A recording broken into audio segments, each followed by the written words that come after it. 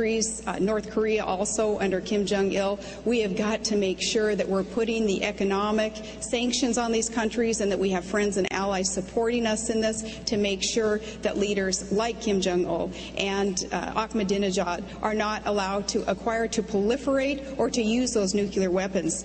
It is that important. Can we talk about Afghanistan real quick also, though? Certainly. Okay, I'd like to just really quickly mention there, too, that when you look back and you say that the Bush administration's policy on Afghanistan perhaps would be the same as McCain, and that's not accurate. The surge principles, not the exact strategy, but the surge principles that have worked in Iraq need to be implemented in Afghanistan also, and that perhaps would be a difference with the Bush administration.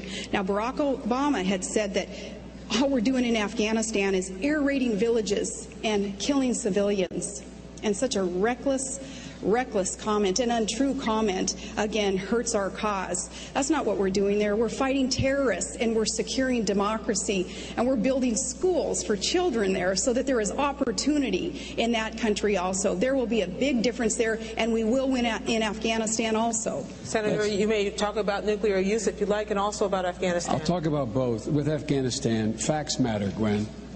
The fact is that our commanding general in Afghanistan said today that the surge principles used in Iraq will not, well, let me say this again now. Our commanding general in Afghanistan said the surge principle in Iraq will not work in Afghanistan. Not Joe Biden, our commanding general of Afghanistan. He said we need more troops, we need government building, we need to spend more money on the infrastructure in Afghanistan. Look, we have spent more money, we spend more money in 3 weeks on combat in Iraq than we spent on the entirety of the last 7 years that we have been in Afghanistan building that country. Let me say it again. 3 weeks in Iraq, 7 years or 6.5 years in Afghanistan. Now, that's number one. Number two, with regard to arms control and weapons, nuclear weapons require a nuclear arms control regime. John McCain voted against the comprehensive nuclear test ban treaty that every Republican has supported. John McCain has opposed amending the nuclear test ban treaty with an amendment to allow for inspections. John McCain has not been the kind of supporter for dealing with, and let me put it another way, my time's almost up. Barack Obama, first thing he did when he came to the United States Senate, new senator, reached across the aisle to my colleague Dick Lugar, a Republican, and said, we've got to do something about keeping nuclear weapons out of the hands of terrorists. They put together a piece of legislation that, in fact, was serious and real. Every major, I shouldn't say every, on the two at least that I named, I know that John McCain has been opposed to extending the arms control regime in the world. Governor. Well, first, McClellan did not say definitively that the surge principles would not work in Afghanistan, certainly accounting for different conditions in that different country, and conditions are certainly different. We have NATO allies helping us for one, and even the geographic differences are huge. But the counterinsurgency principles also could work in Afghanistan. McClellan didn't say anything opposite of that. The counterinsurgency strategy going into Afghanistan, clearing, holding, rebuilding the civil society and the infrastructure can work in Afghanistan.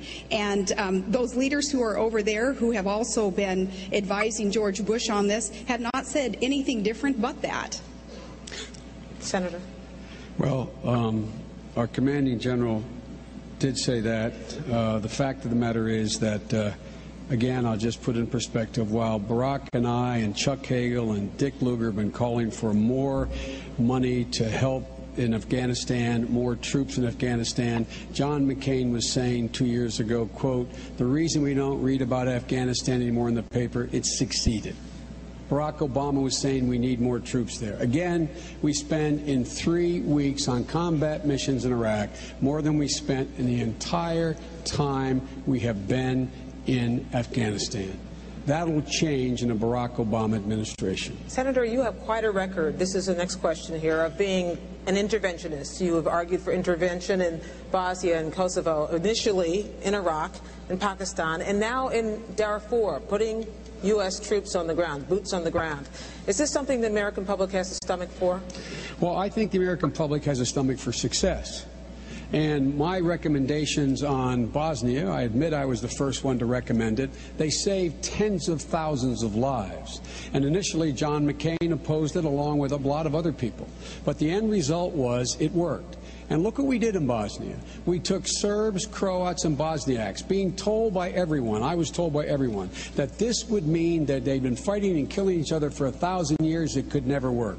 There's a relatively stable government there now, as there is in Kosovo. With regard to Iraq, I indicated that it would be a mistake to go into. I gave the president the power.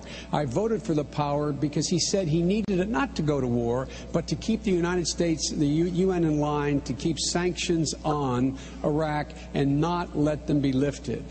I, along with Dick Lugar, before we went to war, said if we were to go to war without our allies, without the kind of support we needed, we'd be there for a decade. It'd cost us tens of billions of dollars. John McCain said no, that was going to be okay. I don't have a stomach for genocide when it comes to Darfur. We can now impose a no-fly zone. It's within our capacity. We can lead NATO if we're willing to take a hard stand. We can. I've been in those camps in Chad. I've seen the suffering. Thousands and tens of thousands of people have died and are dying. We should rally the world to act, and we should demonstrate it by our own movement to provide the helicopters to get those 21,000 forces of the African Union in there now to stop this genocide. Thank you, Senator. Governor. Oh, man, it's so obvious that I'm a Washington outsider and someone just not used to the way you guys operate, because here you voted for the war and now you oppose the war. You're one who says, you know, as so many politicians do, I was for it before I was against it, or vice versa. Americans are craving that straight talk and just want to know, hey, if you voted for it, tell us why you voted for it. And it was a war resolution. And you had supported John McCain's military strategies pretty adamantly until this race. And you had opposed very adamantly Barack Obama's military strategy, including cutting off funding for the troops that attempt all through the primary. And I watched those debates, and so, you know, I remember what those were all about. But as for Darfur, we can agree on that also. The support of the no-fly zone, making sure that all options are on the table there also. America is in a position to help. What I've done in my position to help as the governor of a state that's pretty rich in natural resources, we have a $40 billion investment fund, a savings fund called the Alaska Permanent Fund. When I and others in the legislature found out that we had some millions of dollars in Sudan, we called for divestment through legislation of those dollars to make sure we weren't doing anything that would be seen as condoning the activities there in Darfur. That legislation hasn't passed yet, but it needs to, because all of us as individuals and as humanitarians and as elected officials should do all that we can to end those atrocities in that region of the world. Is there a line that should be drawn about when we decide to go in? Absolutely. There is a line that should be drawn. The line that should be drawn is whether or not we, first of all, have the capacity to do anything about it, number one. Number two, there are certain new lines that have to be drawn internationally. When a country engages in genocide, when a country engages in harboring people who are killing our people, terrorists, and they will do nothing about it, that, in fact, at that point, that country, in my view, and in Barack's view, forfeits their right to say, you have no right to intervene at all. The truth of the matter, though, is that let's go back to John McCain's strategy. I never supported John McCain's strategy on the war. John McCain said exactly what Dick Cheney said. Go back and look at Barack Obama's statements and mine. Go look at JoeBiden.com contemporaneously. Held hearings in the summer before we went to war, saying if we went to war, we would not be greeted as liberators. We would have a fight between the Sunnis and Shias. We would be tied down for a decade. It would cost us hundreds of billions of dollars. John McCain was saying the exact opposite. John McCain was lockstep with Dick Cheney at that point about how this was going to be easy. So John McCain's strategy in this war, not just whether or not to go, the actual conduct of the war has been absolutely wrong from the outset. Governor. I beg to disagree with you again here on whether you supported Barack Obama or